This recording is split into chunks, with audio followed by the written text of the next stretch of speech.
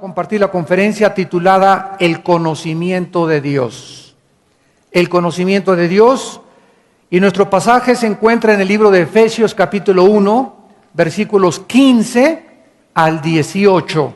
Efesios 1, del 15 al 18. Así dice la Biblia: por esta causa también yo, habiendo oído de vuestra fe en el Señor Jesús y de vuestro amor para con todos los santos, no ceso de dar gracias por vosotros, haciendo memoria de vosotros en mis oraciones, para que el Dios de nuestro Señor Jesucristo, el Padre de gloria, os dé espíritu de sabiduría y de revelación en el conocimiento de Él, alumbrando los ojos de vuestro entendimiento, para que sepáis cuál es la esperanza a la que Él os ha llamado y cuáles las riquezas de la gloria de su herencia para con los santos. Vamos a dejar hasta ahí la lectura y vamos a ver en primer lugar que el capítulo 1 de Efesios es uno de los capítulos más profundos teológicamente que se encuentran en el Nuevo Testamento, porque se declara en los primeros versículos del capítulo 1 todas las bendiciones que Dios nos ha otorgado mediante la muerte de su Hijo Jesucristo. Una vez que Cristo lleva a cabo su sacrificio en la cruz, nosotros podemos ya apropiarnos de las bendiciones que Dios nos ha delegado mediante su expiación. Y ahora es de suma importancia para el apóstol Pablo que esta iglesia de Éfeso pudiera comenzar a entender que una vez que tú ya sabes que eres hijo e hija de Dios y que tenemos abundantes bendiciones, lo más importante de nuestra vida cristiana es conocer a Dios. Más que las actividades en las que nos podamos involucrar, que no está mal que te involucres en actividades dentro del cristianismo, sería un error tremendo que hicieras muchas cosas para Dios y repartir folletos y predicas y por aquí por allá, pero tu comunión diaria con Dios, la relación íntima que Dios quiere que tú tengas con Él en las mañanas de preferencia, no exista en tu vida. Porque esto es lo que Dios anhela, que le conozcamos de una manera íntima. Y este es el tema de la oración que hace Pablo y del tema que vamos a desarrollar. Es absolutamente esencial, insisto, en que todos los creyentes crezcamos más y más en el conocimiento de Dios. Porque si tú no llegas a conocer a Dios de una forma íntima, sobre todo en esta época que estamos atravesando de confusión, de crisis económicas, tsunamis, terremotos, problemas en la familia, una depravación y una inmoralidad jamás vista, no vas a entender por qué están pasando estas cosas en el mundo, ni vas a tener respuestas para tus hijos, para tus amigos, ni para tus vecinos. Entonces es importantísimo que nosotros podamos aferrarnos al conocimiento de Dios mediante las Escrituras. En el Antiguo Testamento dice Oseas 4:6, mi pueblo pereció porque no tuvo conocimiento. Y esta palabra conocimiento que se usa ahí en Oseas 4:6 es la palabra yada, que significa el conocimiento íntimo que debemos de tener con Dios. Yo puedo decir, yo conozco al rey Juan Carlos de España. ¿Cómo que lo conoces? Sí, lo conozco, lo he visto en la televisión, lo he visto en las revistas, ¿verdad? Es un conocimiento que tengo solamente superficial del rey Juan Carlos de España. Y otras personas pueden decir, no, yo lo conozco de una forma personal.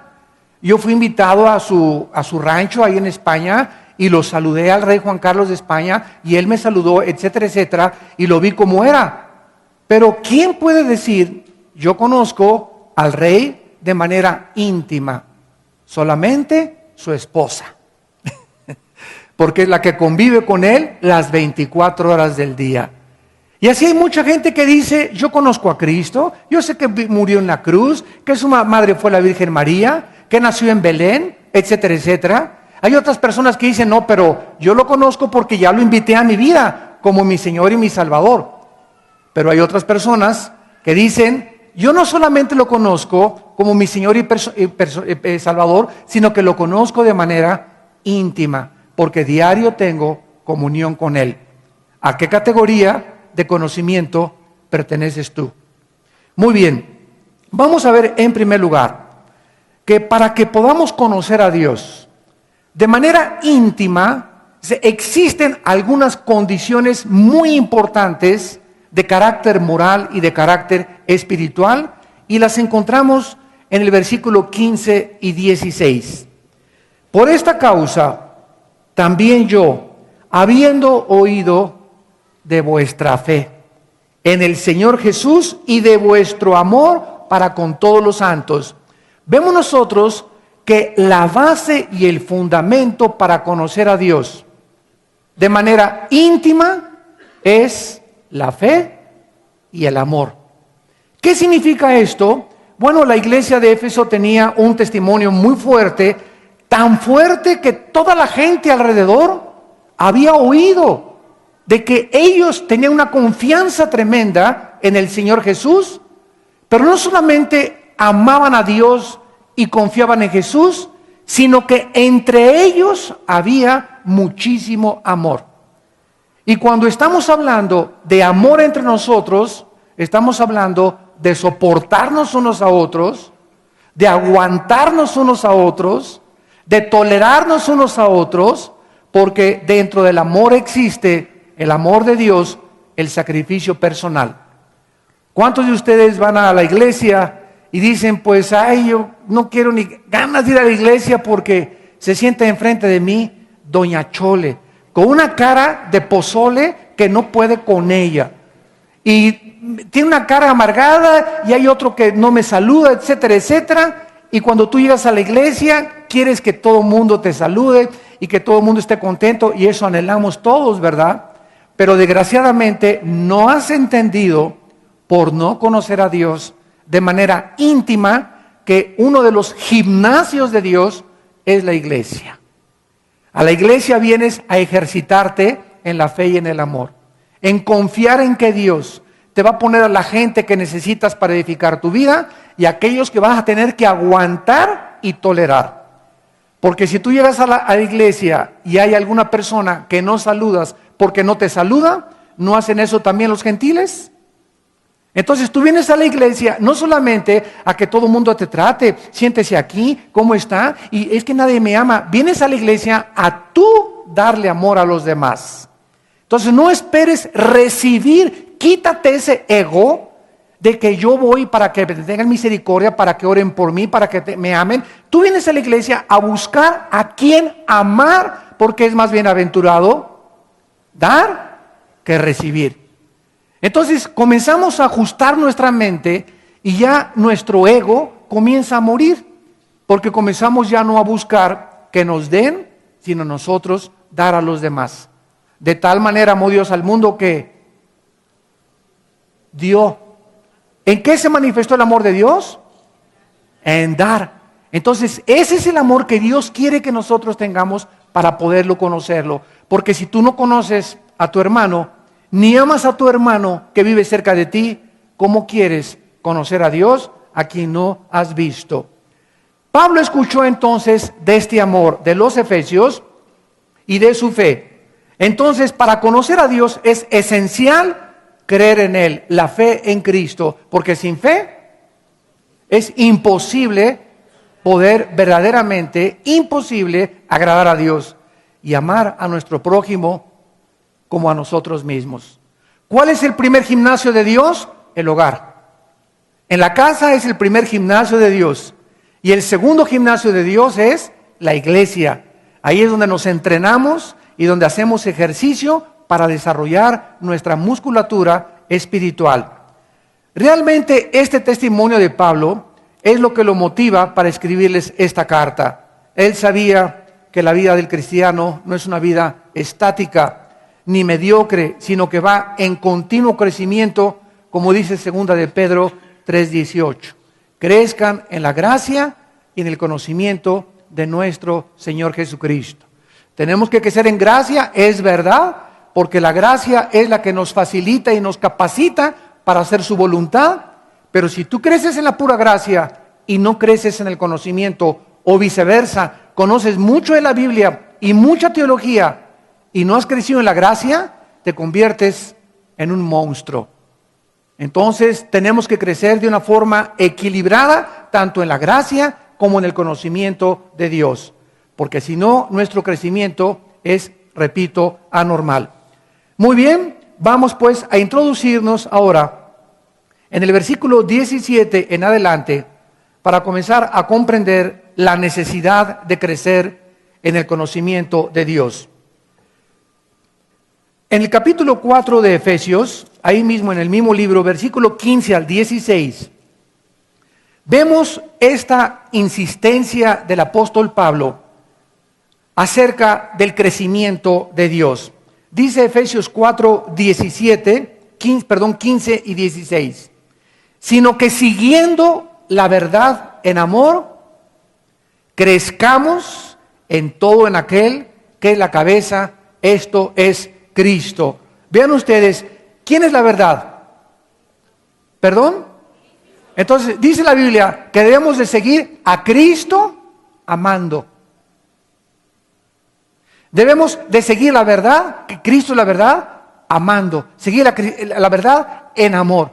¿Qué significa esto? Ok, yo te sigo, Señor Jesús, pero al mismo tiempo no me desconecto de mis hermanos. Porque el primer mandamiento es amarás a Dios con todo tu corazón y el segundo, a tu prójimo como a ti mismo. En estos dos mandamientos se resumen los 10 mandamientos del Antiguo Testamento. Entonces, debemos de nunca desconectarnos, el decir, yo sigo a Cristo y oro y ayuno y me hinco y hago sacrificios, etcétera, etcétera, pero no podemos jamás desconectarnos del amor de nuestros hermanos. Porque siempre que estamos siguiendo a Jesús, Dios nos comienza a preguntar, ¿a cuántos de tus hermanos verdaderamente amas sacrificialmente? ¿Por cuántos te estás sacrificando para que sea verdaderamente seguir la verdad en amor? Ahora noten ustedes que dice el versículo 15, crezcamos. En otras palabras, no se puede crecer sin seguir a Cristo ni amar a los hermanos. ¿Qué es lo que nos da el crecimiento? No solamente el puro conocimiento de la Biblia. Repito, tú puedes ir a un seminario y darte un doctorado en teología, una licenciatura en teología, una maestría en teología. Yo conozco muchos pastores en Estados Unidos que tienen 3 o 4 diplomados y maestrías y doctorados en teología y sin embargo tienen cara de coyotes. No puedes ni siquiera acercarte a ellos. En sus propias casas, de verdad, su propia esposa, cómo la tratan. Pero tienen, ¿verdad? Tienen muchísimo conocimiento, pero ellos han desconectado el conocimiento y su teología del amor. Y el amor cubrirá multitud de faltas. Dice a continuación, de quien todo el cuerpo, bien concertado y unido entre sí por las coyunturas que se ayudan mutuamente, o sea, somos nosotros un cuerpo en Cristo, todos los cristianos. La iglesia no es el edificio, ni el título presbiteriano, bautista, vida nueva para el mundo, apostólico, nazareno, ¿verdad? Esos son los títulos que nosotros le hemos puesto a la botella. Cuando Cristo no venga, no va a haber, si tú traes aquí presbiteriano, bautista, vida nueva para el mundo, a Cristo le interesa el interior de la botella, tu esencia, tu carácter. Y lo que los cristianos somos es el conjunto de personas que formamos el cuerpo de Jesucristo. Nos podemos reunir en el Ajusco, nos podemos reunir en VIPs, nos podemos reunir en un salón de un hotel, pero la iglesia no es el edificio ni la denominación, sino las personas. Y cuando nos reunimos nosotros, dice la Biblia, que estamos creciendo unidos unos con otros, y se usa el ejemplo de las coyunturas que tiene aquí mi codo y los músculos y los tendones que unan mi codo y mi hueso para que pueda doblarse. Aquí en el menisco, en mi rodilla tiene líquidos y tiene tendones que hacen que mi rodilla se doble así y se pueda estirar también. ¿Por qué? Porque es lo que me une, este hueso lo une con esto con esto, aquí el metatarso con el tarso, los dedos también tienen aquí las coyunturas, y estas coyunturas deben estar aceitadas, porque cuando una coyuntura se descoyunta, es porque entonces sobreviene un caos en el sistema óseo. Y cuando un hermano está en pleito con otro hermano, dentro de la misma iglesia, dentro de la misma reunión, y un hermano no le habla al otro hermano, inmediatamente se detiene tu crecimiento. Se detiene tu crecimiento. Tú puedes ir viniendo a estudiar la Biblia y estudiar la Biblia, pero si tú dejas de amar y de perdonar, 70 veces 7 se detiene tu crecimiento. Regresamos al capítulo 1 y dice la Biblia entonces de qué forma Dios está interesado en no divorciarnos de los hermanos cuando seguimos a Jesucristo. Y Pablo en el capítulo 1 dice en primer lugar, antes de introducirnos al conocimiento, para que el Dios de nuestro Señor Jesucristo, versículo 17, capítulo 1, el Padre de gloria os dé. En primer lugar, Pablo está hablando no de los millones de dioses que tenían los romanos, ni los griegos, sino que está hablando de alguien que no solamente es nuestro Dios, sino que también ese Dios que mandó a Cristo se convirtió en el momento que recibí a su Hijo en mi Padre. ¿Y saben lo que significa la palabra Padre? Pater, en el original griego, significa autor, originador, de donde viene algo o donde surge algo. Mis hijos, ¿verdad? Me dicen papá porque yo me junté, ¿verdad? Con una mujer y la mujer y yo formamos ese cigote que se formó después en un feto, después tuvo lugar el bebé y ya crecían los hijos y nos llaman padre o nos llaman mamá. ¿Por qué? Porque somos las personas o el origen o los autores de que ellos hayan podido venir a este mundo. Entonces, cuando nosotros nacimos de nuevo, Dios es nuestro Padre Celestial porque Él nos hizo nacer en el Espíritu. Y estamos en un nuevo nacimiento espiritual. Entonces, Dios se le llama nuestro Padre, ¿y Padre de quién? Y aquí lo dice, de nuestro Señor Jesucristo, el Dios a quien el Señor Jesús dijo que le había enviado, es a quien Jesús adoraba continuamente. Vean por ejemplo en el Evangelio de Juan capítulo 5. Juan capítulo 5, la forma como Jesús se expresaba de su Padre. Dice el Juan 5, versículo 37 al 38. También el Padre que me envió, ¿quién lo envió a Jesús? Él no dijo que apareció así de repente, sino que habló siempre de Dios como su Padre, como su originador, como el autor de todo lo que Él hacía en esta vida. El Padre que me envió ha dado testimonio de mí. Nunca habéis oído su voz, ni habéis visto su aspecto, ni tenéis su palabra morando en vosotros, porque a quien Él envió, ustedes no creen. ¿Qué se necesita para que Él more en nosotros y para que comencemos a conocerlo? Creer en Él. De los millones de dioses, repito, que existen, mucha gente me ha dicho en muchos lados donde viajamos, es que Alá, el Dios de los musulmanes, es el mismo que se reveló como Alá a los musulmanes, al Jehová del cristianismo. Y les dije, ¿saben una cosa? No es absolutamente diferente. Jehová no es Alá con otro nombre, porque Alá se revela a Mahoma con otros principios y otras enseñanzas que contradicen totalmente la Biblia. Y el apóstol Pablo escribió en Gálatas 1 del 6 al 8 que si alguien se aparecía y les enseñaba otro evangelio, otras enseñanzas que no fueran las que estaban contenidas en los libros de los apóstoles, esas personas estaban bajo una maldición. Así que Dios, el Dios del cristianismo, el Padre de Cristo, no es Buda, no es Alá, no es padre de Confucio, no es padre de Mahatma Gandhi, es padre de aquellos que han aceptado a su Hijo Jesucristo como su Señor y Salvador. Entonces, hay muchos dioses con otros nombres, pero no es el Dios de la Biblia.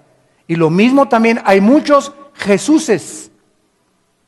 En 2 Corintios 11 el apóstol Pablo les dice, porque si viene otro predicando a otro Jesús, o si reciben otro espíritu que el que han recibido, no es el Jesús de la Biblia ni el que hemos predicado.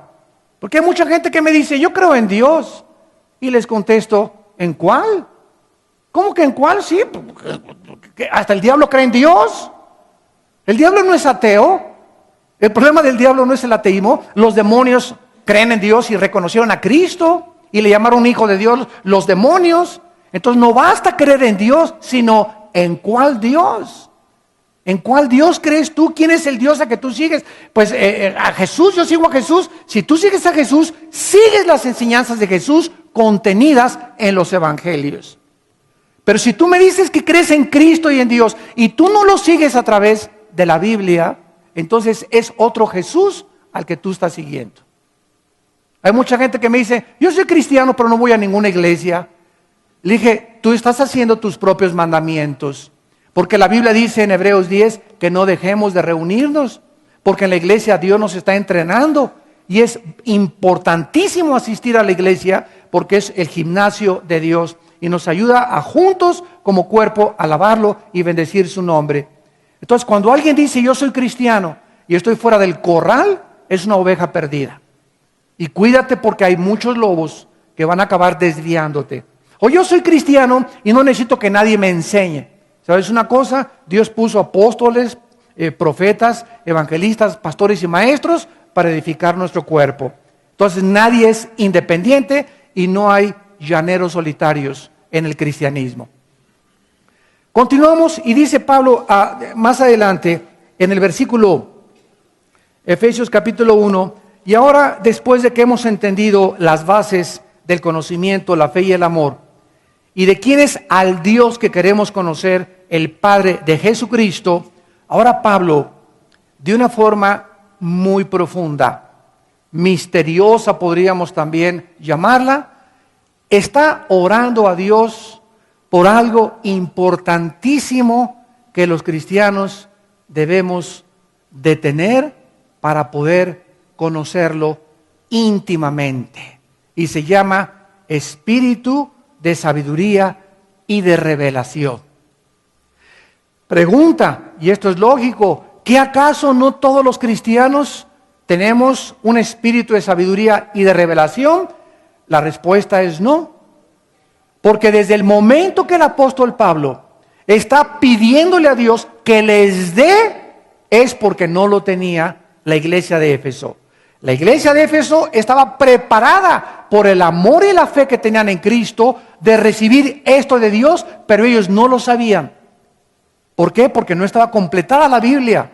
Entonces Pablo le pide a Dios diciéndole, Padre, he visto la fe y el amor de la familia Pérez. He visto la fe y el amor que mi hijo, Pancho, Pancholín, Pancholetas, te tiene. He visto, Señor, la fe y el amor de mi esposa, de mi esposo por ti. Oh Dios, yo te pido, en base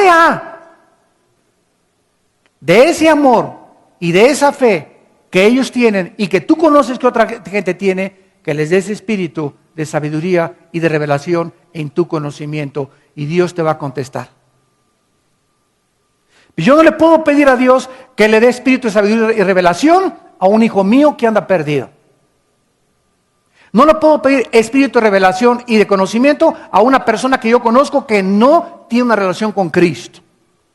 Yo le pido espíritu de revelación y de conocimiento a las personas que el Espíritu Santo me dice, o tal vez que yo conozca, que deba orar por esas personas, sobre todo en el campo misionero. Yo le pido a Dios casi cada vez que me acuerdo, Padre, tenemos hermanos misioneros en Israel. A nuestro hermano a Sarita, a nuestro hermano Víctor Mojica. Señor, yo te pido que tú les des sabiduría y conocimiento en ti, Padre, porque yo sé que aman al Señor y están viviendo para Él. Por nuestros hermanos en Italia, Marcelo y Simona Rodríguez, Padre, bendice a los hermanos en Denver, Colorado, etcétera, etcétera. ¿Por qué? Porque es lo que Dios nos dice que debemos hacer. Miren lo que dice en Efesios capítulo 6, versículo 8.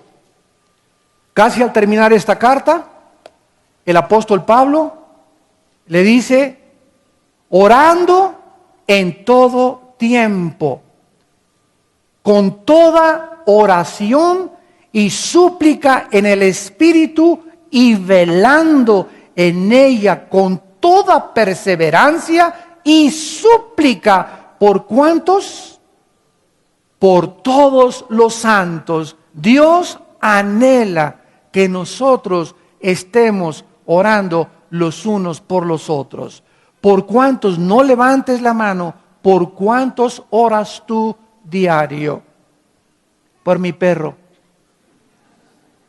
A lo mejor ni por tu perro, ni por tu esposo, ni por tu esposa, a lo mejor ni siquiera por tus hijos le pides a Dios diario. Porque dice la Biblia, estamos en un mundo, en un planeta habitado por el enemigo. Estamos los cristianos en un campo continuo de batalla. Se está librando una guerra por la condición eterna de las almas de los seres humanos. Y tenemos que entender que somos soldados y tenemos que ejercitarnos como soldados y tener disciplina como soldados. Y una de las cosas que nos ayudan unos a otros a sostenernos, a no caer, a no desmayar, a perseverar, a no darnos por vencido, son las oraciones de mis hermanos por mí y mis oraciones por ustedes. ¿Qué pasa cuando yo estoy orando por mis hermanos misioneros en Israel?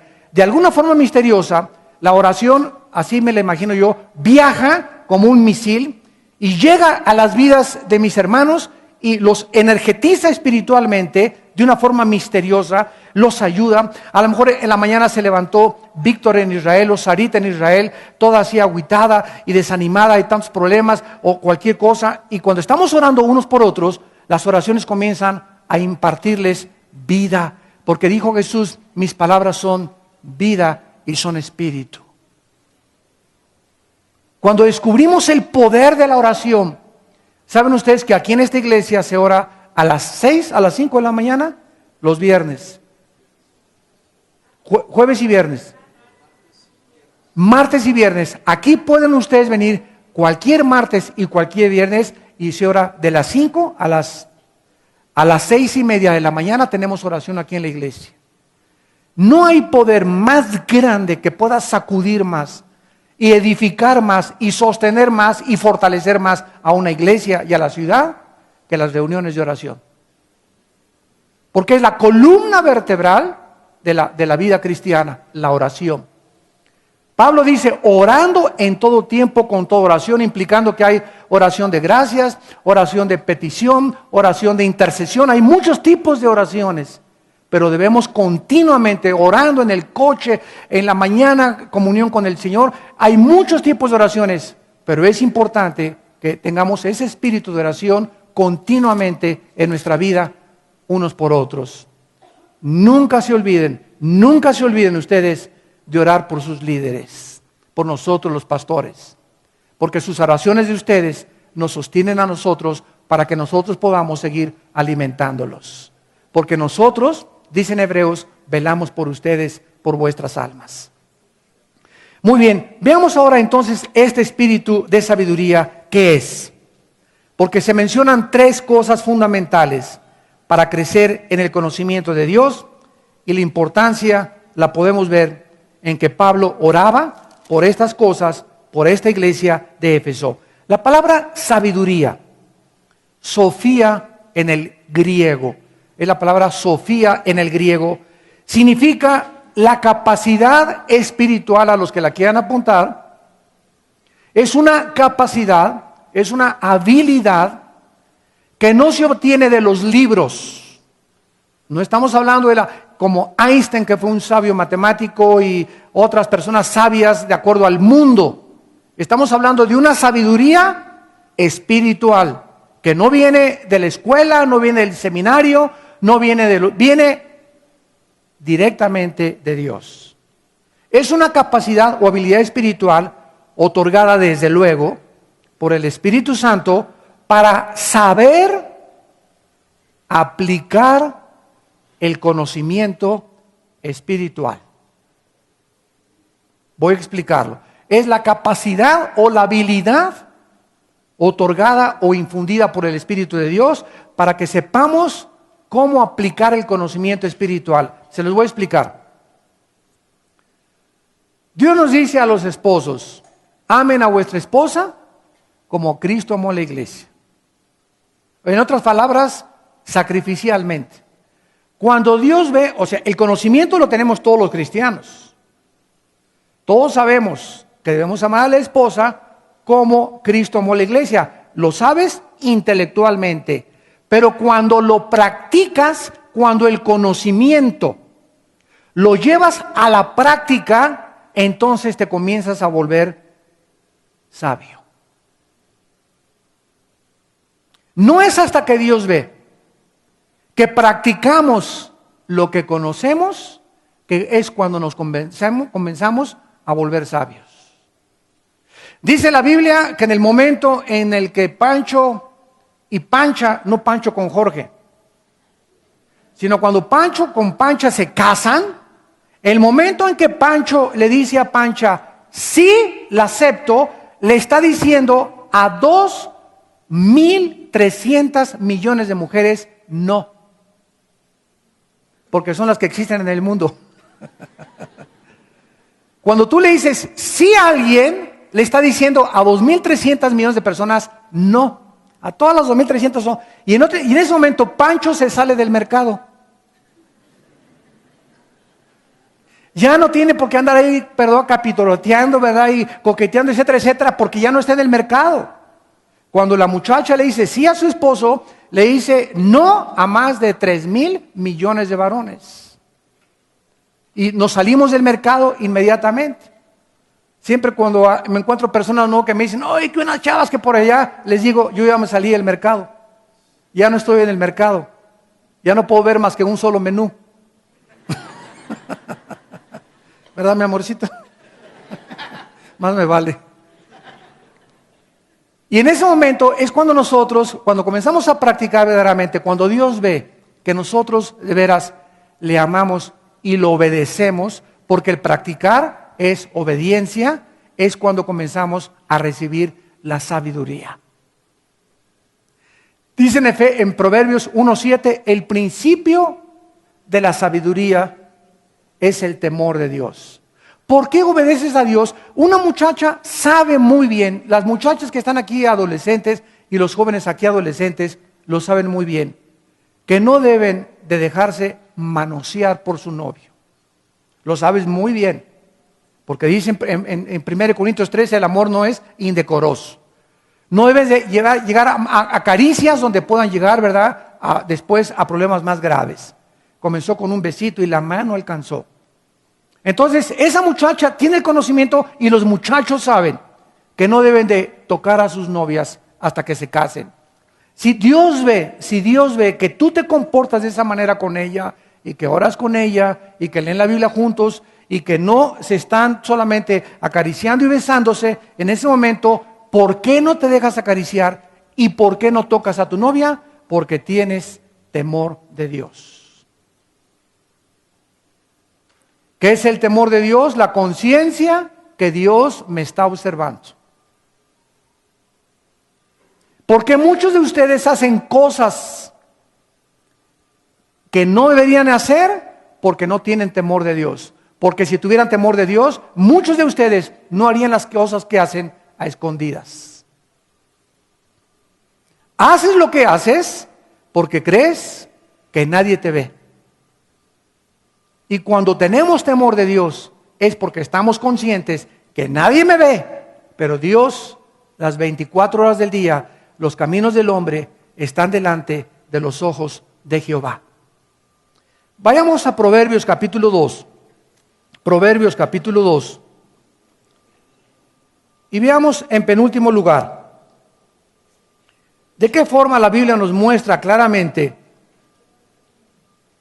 el aspecto de la sabiduría. Dice en Proverbios capítulo 2, Hijo mío, si recibes mis palabras y mis mandamientos guardas dentro de ti. ¿A quién le está hablando Dios aquí? ¿Perdón? A sus hijos. Pero ¿por qué existe un sí condicional? O sea, yo tengo a mi hijo y a mi hija y le digo, hija mía, tú eres mi hija, ¿verdad? Pero si tú obedeces a tu madre y lavas los trastes de la cocina, te doy permiso de ir a esta reunión o a esa fiesta. Siempre hay un sí condicional. O sea que aunque somos hijos, estamos condicionados a obedecer.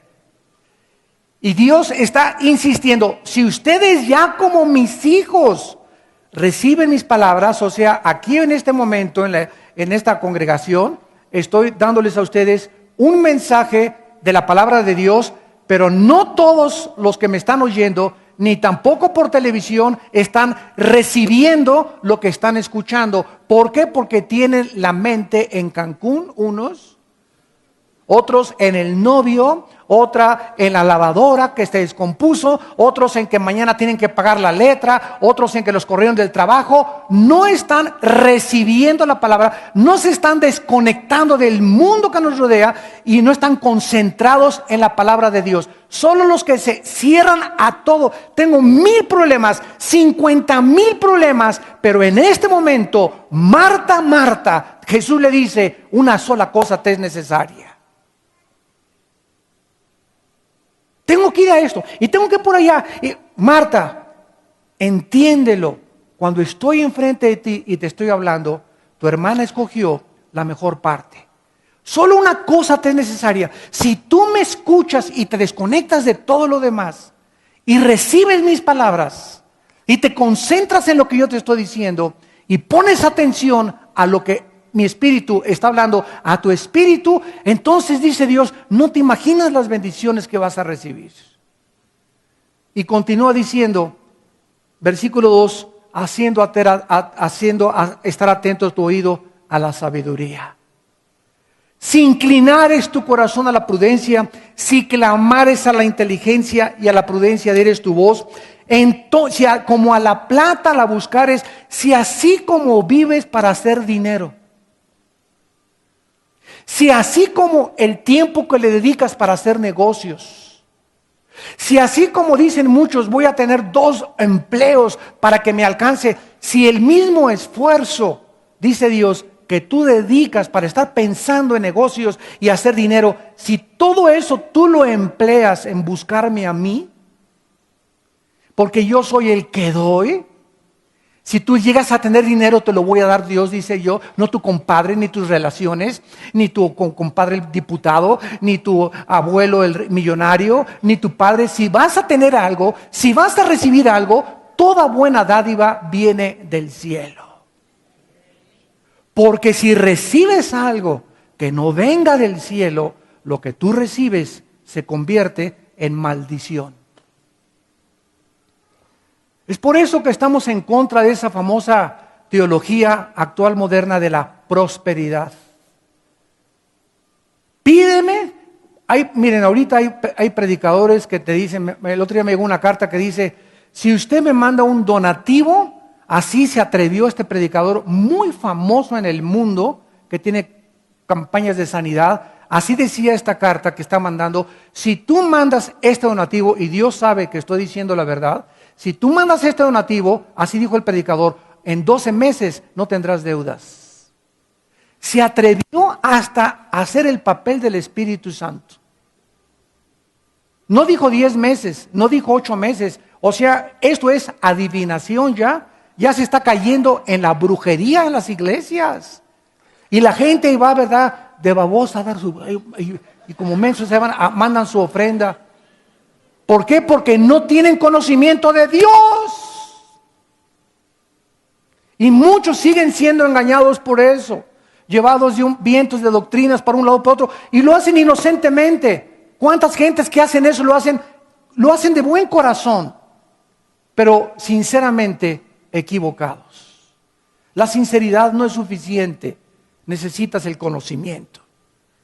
Y necesitas entender cómo debe una persona dar y no usar el manipuleo ni la coerción para poder dar a la obra de Dios. Hay una manera bíblica para poder entregar nuestros diezmos y nuestras ofrendas, pero nunca a través del engaño. Mándame y en 12 meses no tendrás deudas. Cálmate, Habacuc.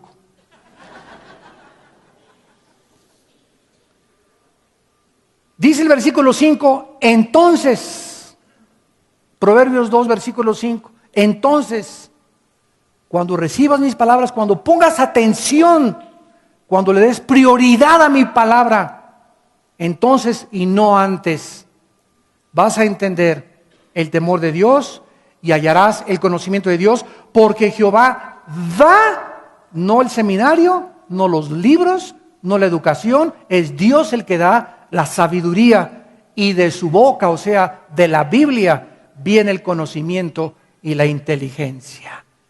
Y ustedes saben que la inteligencia es el apartarse del mal. El otro día estaba Marta estudiando unas raíces griegas y me impactó lo que significa en el original la palabra inteligencia, que se traduce muchas veces en la Biblia, en el Antiguo Testamento, B-Y-N, bin. ¿Saben lo que significa la palabra inteligencia? Saber escoger. Es lo que significa la palabra inteligencia. En el latín y en el griego y en el hebreo, saber escoger. Y cuando vengo a la Biblia, descubro que el que escoge entre el bien y entre el mal, se le llama inteligente. O sea, la persona inteligente es la que sabe que esto debo escoger, esto no, esto es bueno, esto es malo. Es la persona que sabe que esto es malo y no lo escoge. ¿Por qué? Porque conoce a Dios. La persona que hace la decisión adecuada es la persona inteligente. Y nosotros somos responsables de cada decisión que tomamos, porque en eso vas a mostrar tu inteligencia. Y Dios da la inteligencia. Dios te va a decir que escojas. Padre, tengo a Pancho y tengo a Juan, que los dos quieren casarse conmigo, dice Lupita. ¿A cuál escojo? ¿A cuál vas a escoger? Escoge aquella muchacha en la que tú sabes que al escogerla, las consecuencias que vas a tomar al escogerla van a ser para tu beneficio y por toda la eternidad. Pero si ves que la otra anduvo ya con 10 antes que tú, y otra que se te ofrece anduvo nada más con 2 antes que tú, y una no es cristiana, y una es cristiana, ¿verdad? No seas como el buey que va al degolladero. Escoge aquella que tienes mucho más probabilidades de que tus consecuencias al casarte te vayan a beneficiar. Entonces, al escoger nosotros, demostramos cuánta inteligencia espiritual tenemos. Y para terminar, regresamos a Efesios y dice Pablo, pero que también ustedes reciban el espíritu de sabiduría y de revelación en su conocimiento. La palabra revelación es la palabra apocalipsis. Es la palabra apocalipsis, que significa correr el velo, descorrer la cortina. Es lo que significa la palabra apocalipsis. Cuando vemos el libro Apocalipsis, en inglés lo traducen revelation, revelación.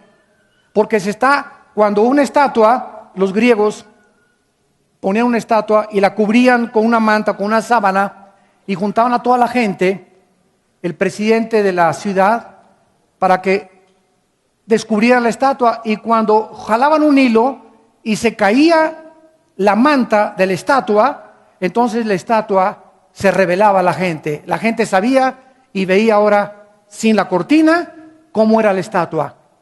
Cuando dice la Biblia el apocalipsis de Jesucristo, significa que las cortinas están cerradas para todos los que no son cristianos, del mundo espiritual invisible. Y cuando el Espíritu Santo entra a nuestra vida, ¿qué hace? Nos comienza poco a poquito a entrar la luz, y mientras más conozco a Dios, más luz me entra, más luz me entra, más luz me entra, hasta que soy iluminado con el espíritu de revelación. Y con esa revelación, con esa iluminación, vengo a la Biblia y la comienzo a entender. Porque hay muchas personas que vienen y, no chepo, y no entiendo. Y esto parece una contradicción. ¿Y cómo es esto? Y hay otro, es que sabes una cosa, necesitas revelación. Tal vez no tienes al Espíritu Santo. Tal vez es como esta persona muy famosa en México que tuve en 1986, un debate en el radio, en Radio Red. Y esta persona tradujo el Nuevo Testamento del griego al original latín y al español. Muy famoso en México, todavía vive, ya está muy grande, con unas barbotas así grandotas. Lo entrevistan a cada rato en la televisión. Y me dijeron que si yo aceptaba tener un debate con él. Y cuando yo tradujo la Biblia, el Nuevo Testamento en griego, pues me imagino que debe ser un teólogo, ¿verdad? Qué bárbaro, que todo el Nuevo Testamento lo tradujo del griego al español. Pero sin embargo, a los 10 minutos de la conferencia, de estar debatiendo yo con él, de puras cosas tontas que me estaba diciendo él, yo le dije, a usted sabe que yo siento en mi espíritu que usted conoce muchísimo de la Biblia, pero usted no conoce al autor de la Biblia. Hay mucha gente que te habla de Noé y Moisés y el diluvio, se hablan de memoria los reyes de la Biblia, se saben los libros de la Biblia, se saben las fechas geográficas, todo la información, la data intelectual. Pero es increíble que conozcan la Biblia sin conocer al autor de la Biblia, que es Dios. Y no es hasta que conoces al autor de la Biblia que entonces tu vida es cambiada, tu vida es transformada. Por esto ese Señor me estaba hablando de que los evangelios no eran realmente los que Cristo escribió. Aunque Él tradujo de griego al latín y al español el Nuevo Testamento, Él no estaba convencido de que Jesús era el Cristo, el Mesías, el Hijo de Dios. Porque no tenía ni revelación ni la sabiduría de Dios. Oremos. Padre, te damos gracias por tu palabra en esta tarde. Gracias, Señor, por todo lo que tú nos quieres enseñar y nos sigues enseñando. Y te damos gracias, Señor, porque tú eres el Padre y Dios de nuestro Señor Jesucristo. Oh Dios, que de esta iglesia y de las iglesias que nos escuchan en el mundo entero se puedan caracterizar por la fe que tienen en ti y por el amor que se tienen unos a otros. ¿Cuántas veces he de perdonar a mi hermano si me ofende?, le preguntó Pedro a Cristo, y Cristo le contestó 70 veces 7. Esto no significa que cuando lleguemos a la 490ª ofensa, después nos venguemos, sino que dio a entender Jesús que nunca dejemos que ninguna ofensa, que ninguna persona nos haya hecho, crezca como una raíz de amargura. Porque la amargura y el rencor es el peor veneno para impedir seguir en amor la verdad y poder crecer en la gracia y el conocimiento del Señor Jesús. Oh Dios, te pedimos que tú le des un espíritu de sabiduría y de revelación en tu conocimiento, Señor, para que nuestros hermanos sepan la herencia a la que hemos sido llamados, a una herencia eterna. Hemos sido llamados a esperar la bienaventurada venida de nuestro Señor y Salvador Jesucristo. Señor, bendecimos esta iglesia y te damos gracias por todos aquellos que en este momento entregarán sus vidas al Mesías, a tu Hijo Jesucristo. Y así con tu rostro inclinado, todas las personas, ustedes también por televisión. No sé desde dónde nos están viendo, tal vez desde una sala de un hospital, algunos desde la cárcel, desde tu casa. Yo los invito en esta mañana a que vengan a la cruz, a la persona del Hijo de Dios. No te estoy invitando a ninguna religión, sino que vengas a la cruz. Y ahí desde tu lugar, dile al Señor, perdona mis pecados, Señor mío y Dios mío. Creo que en la cruz pagaste con tu sangre por ellos y te pido que entres a mi corazón como mi Señor y mi Salvador. Te doy gracias por haber muerto en mi lugar. Me arrepiento de mi vida, de todos mis pecados. Y te pido que me des el poder y el espíritu de revelación y sabiduría para conocerte y saber que tú eres verdaderamente la verdad, el camino y la vida eterna. La Virgen María, que nació en Belén, etcétera, etcétera. Hay otras personas que dicen, no, pero yo lo conozco porque ya lo invité a mi vida como mi Señor y mi Salvador. Pero hay otras personas que dicen, yo no solamente lo conozco como mi Señor y Salvador, sino que lo conozco de manera íntima, porque diario tengo comunión con Él. ¿A qué categoría de conocimiento perteneces tú? Muy bien, vamos a ver en primer lugar que para que podamos conocer a Dios de manera íntima, existen algunas condiciones muy importantes de carácter moral y de carácter espiritual, y las encontramos en el versículo 15 y 16.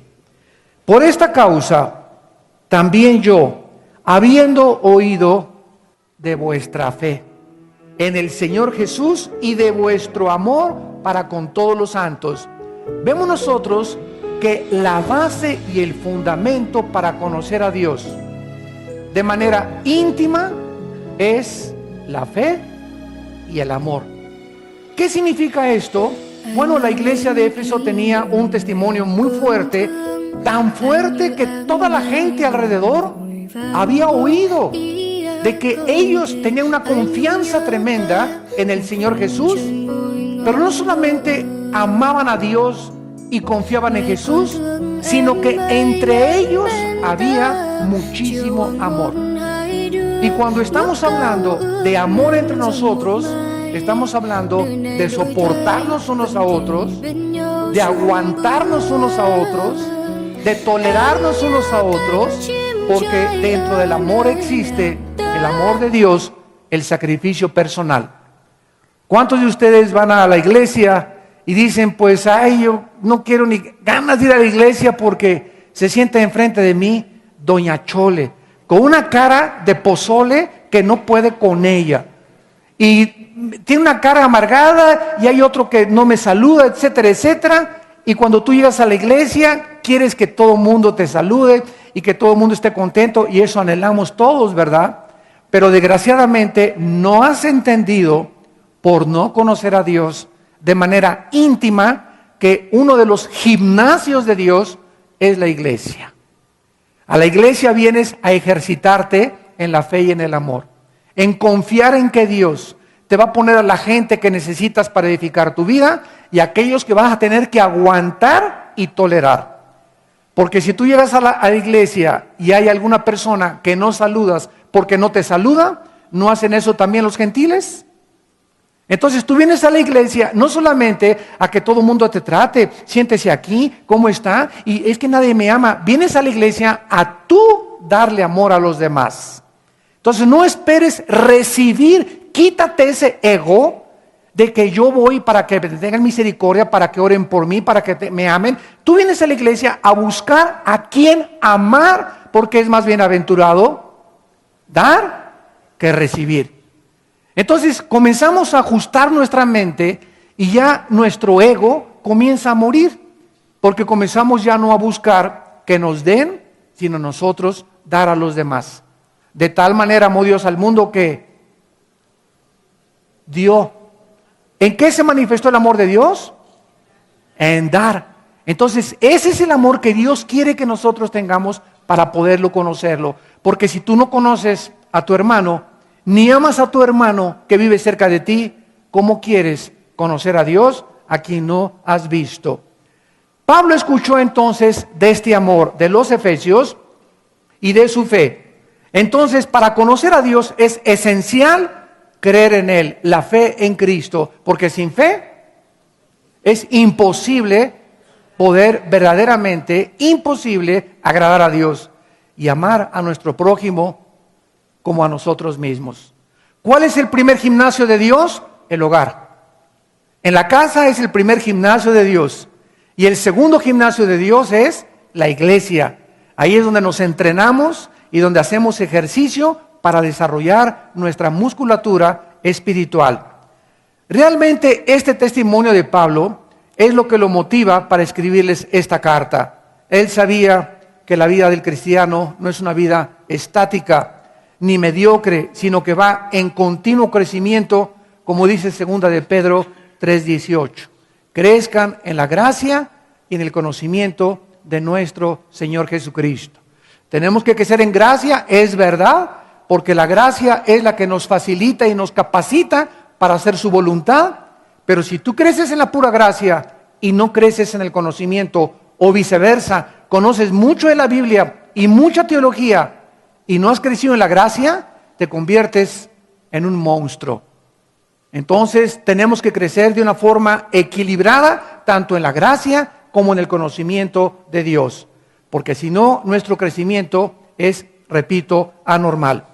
Muy bien, vamos pues a introducirnos ahora en el versículo 17 en adelante para comenzar a comprender la necesidad de crecer en el conocimiento de Dios.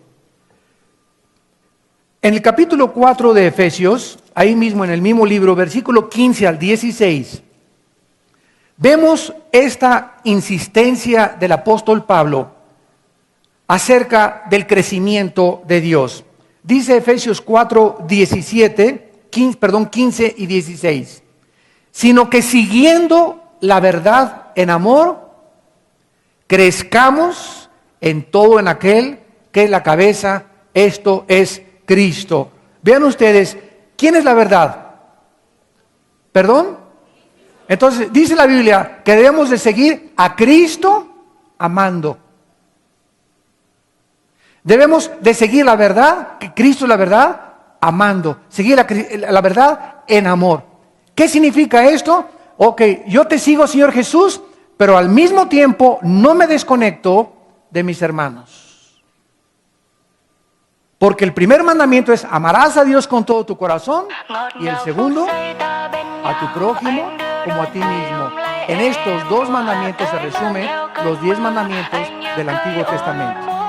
Entonces debemos de nunca desconectarnos, el decir yo sigo a Cristo y oro y ayuno y me hinco y hago sacrificios, etcétera, etcétera, pero no podemos jamás desconectarnos del amor de nuestros hermanos.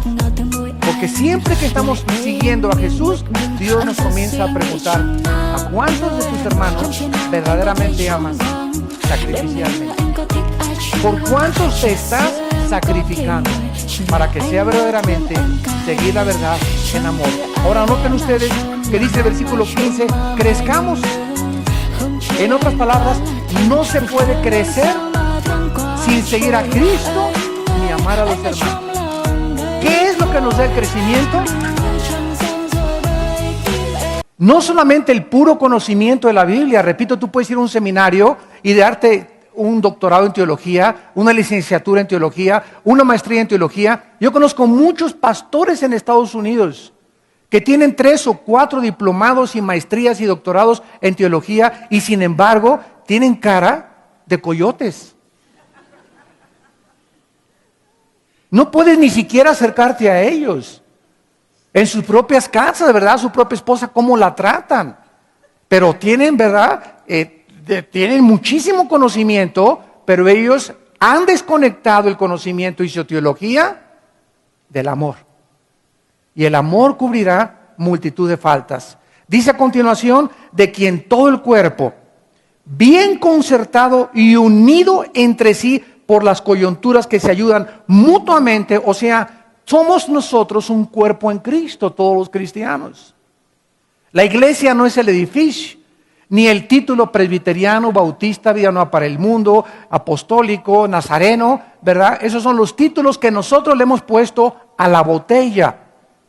Cuando Cristo no venga, no va a haber, si tú traes aquí presbiteriano, bautista, vida nueva para el mundo, a Cristo le interesa el interior de la botella, tu esencia, tu carácter.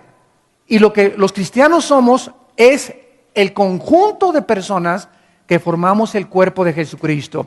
Nos podemos reunir en el Ajusco, nos podemos reunir en VIPs, nos podemos reunir en un salón de un hotel, pero la iglesia no es el edificio ni la denominación, sino las personas. Y cuando nos reunimos nosotros, dice la Biblia, que estamos creciendo unidos unos con otros, y se usa el ejemplo de las coyunturas que tiene aquí mi codo y los músculos y los tendones que unan mi codo y mi hueso para que pueda doblarse. Aquí en el menisco, en mi rodilla tiene líquidos y tiene tendones que hacen que mi rodilla se doble así y se pueda estirar también. ¿Por qué? Porque es lo que me une, este hueso lo une con esto con esto, aquí el metatarso con el tarso, los dedos también tienen aquí las coyunturas, y estas coyunturas deben estar aceitadas, porque cuando una coyuntura se descoyunta, es porque entonces sobreviene un caos en el sistema óseo. Y cuando un hermano está en pleito con otro hermano, dentro de la misma iglesia, dentro de la misma reunión, y un hermano no le habla al otro hermano,